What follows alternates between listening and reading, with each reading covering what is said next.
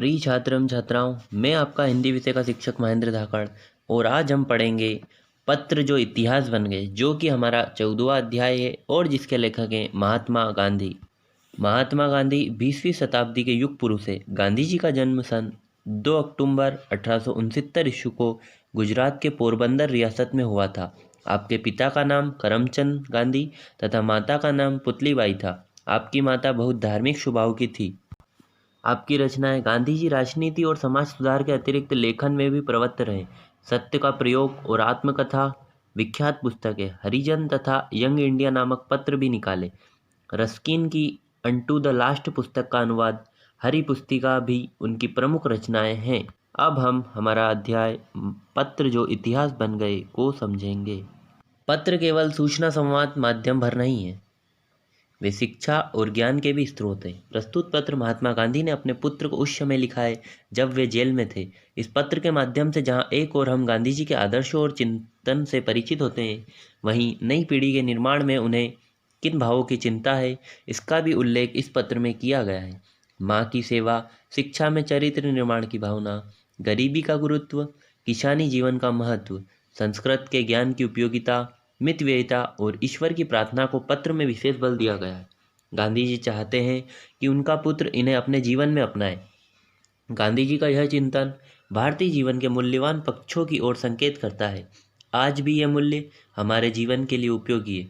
पत्र साहित्य का एक आदर्श नमूना यह पत्र प्रस्तुत करता है।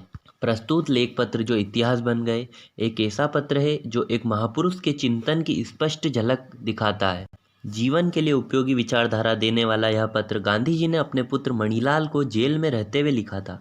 प्रिटोरिया जेल में बंद 25 मार्च 1909 ईस्वी को उन्होंने अपने प्रिय पुत्र को लिखे पत्र का प्रारंभ एक घरेलू पत्रानुसार किया। प्रिय पुत्र, प्रतिमास एक पत्र लिखने और एक पत्र प्राप्त करने का अधिकार मुझे मिला है। अब मैं पत्र लिखूं कैसे?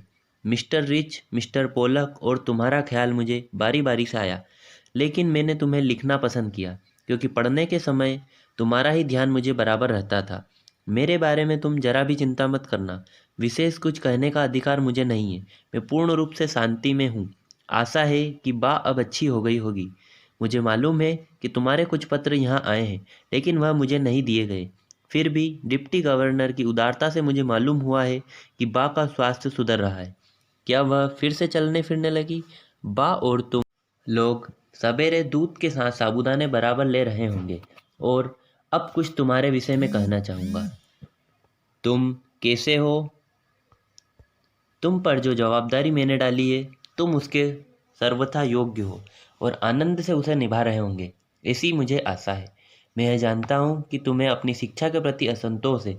जेल में मैंने यहाँ खूब पढ़ा है। इससे मैं समझता हूँ कि केवल अक्षर ज्ञान ही शिक्षा नहीं है। सच्ची शिक्षा तो चरित्र निर्माण और कर्तव्य का बोध है। यदि यह दृष्टिकोण सही है और मेरे विचार से, तो यह बिल्कुल ठीक है। तो तुम सच्ची शिक्षा प्राप्त कर रहे हो। अपनी माँ की सेवा का जो अवसर तुम्हें मिला है और उसकी बीमारी के दुख को जो तुम सहन कर रहे हो, इससे अच्छा और क्या हो सकता है। रामदास और देवदास को भी तुम संभाल रहे हो। यदि यह काम तुम अच्छी तरह और आनंद से करते हो, तो तुम्हारी आधी शिक्षा तो इसी के द्वारा पूरी हो जाती है। इतना और याद रखना कि अब से हमें गरीबी में रहना है। जितना अधिक मैं विचार करता हूँ, उतना ही अधिक मुझे लगता है कि गरीबी में ही सुख है। अमीरी की तुलना में गरीबी अधिक सुखद है। खेत में घास और गड्ढे खोदने में पूरा समय देना। भविष्य में हमें अपना जीवन निर्वाह इसी से करना है। मेरी इच्छा है कि अपने परिवार में तुम एक योग्य किसान बनो। सभी औजारों को सदा साफ और सुव्यवस्थित रखना। अक्षर ज्ञान में गणित और संस्कृत में पूरा ध्यान देना। भविष्य में संस्कृत तुम्हारे लिए बहुत उपयोगी सिद्ध होगी। ये दोनों विषय बड़ी उम्र में सीखना कठिन है। संगीत में भी बराबर रुचि रखना। हिंदी, गुजराती और अंग्रेजी के चुने हुए भजनों एवं कविताओं का एक संग्रह तुम्हें तैयार करना चाहिए। वर्ष के अंत में तुम्हें अपना यह संग्रह बहुत मूल्यवान प्रतीत होगा। काम की अधिकता से मनुष्य को घबराना नहीं चाहिए और न ही यही सोचना चाहिए कि वह कैसे होंगे और पहले क्या करूं। शांत चित्त से विचारपूर्वक तुमने यदि सभी सद्गुणों को प्राप्त करने की चेष्टा की, तो तुम्हारे लिए ये बहुत उपयोगी और मूल्यवान प्रमाणित होंगे। तुमसे मुझे यह भी आशा है कि घर खर्च के लिए जो भी तुम खर्च करते हो, उसका पैसे पैसे का हिसाब रखते रहो। मुझे यह भी आशा है कि तुम रोज शाम को नियम पूर्वक प्रार्थना करते होंगे और रविवार को वेस्ट के यहाँ भी प्रार्थना में जाते होंगे। सूर्योदय से पहले उठकर प्रार्थना करना बहुत ही अच्छा है। प्रार्थना प्रयत्नपूर्वक एक निश्चित समय पर ही करनी चाहिए।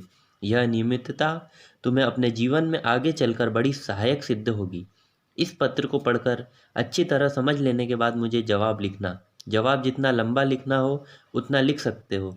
अंत में मेरे प्रेम सहित यह पत्र में समाप्त करता हूँ। Shri Manilal Gandhi, Indian opinion, Phoenix, Natal. तुम्हारे पिता मोहनदास। इस प्रकार पुत्र और पत्नी की कुशल क्षेम विषयक जिज्ञासा प्रकट करने के पश्चात लेखक ने सच्ची शिक्षा की व्याख्या करते हुए अपने गुरुजनों और आश्रितों की सेवा करने को महत्व दिया है। अमीरी और गरीबी में तुलना करते हुए गांधी जी ने खेती की आवश्यक देखभाल करने का परामर्श पुत्र को देने के पश्चात शिक्षा में अक्षर ज्ञान, गणित और संस्कृत को महत्व दिया है। संगीत, हिंदी, गुजराती और अंग्रेजी के ज्ञान को भी गांधी जी ने आवश्यक बताया। घर खर्च के लिए प्रयुक्त किए गए पैसे का हिसाब रखने की आदत डालने का परामर्श भी उन्होंने अपने पुत्र को देना चाहा है। पत्र का उपसंहार करते हुए बापू ने रोज शाम को नियम पूर्वक प्रार्थना करने और रविवार को वेस्ट के यहाँ प्रार्थना करने जाने, सूर्योदय से पहले उठने का नियम पूर्वक पालन करने की प्रेरणा भी अपने पुत्र को पत्र में देना नहीं भूले। वस्तुतः यह पत्र पिता द्वारा पुत्र को सफल और सुखी जीवन के लिए आवश्यक नियमों का ज्ञान देने का स्नेहमय घरेलू पात्र है। इस प्रकार हमारा यह अध्याय समाप्त होता है।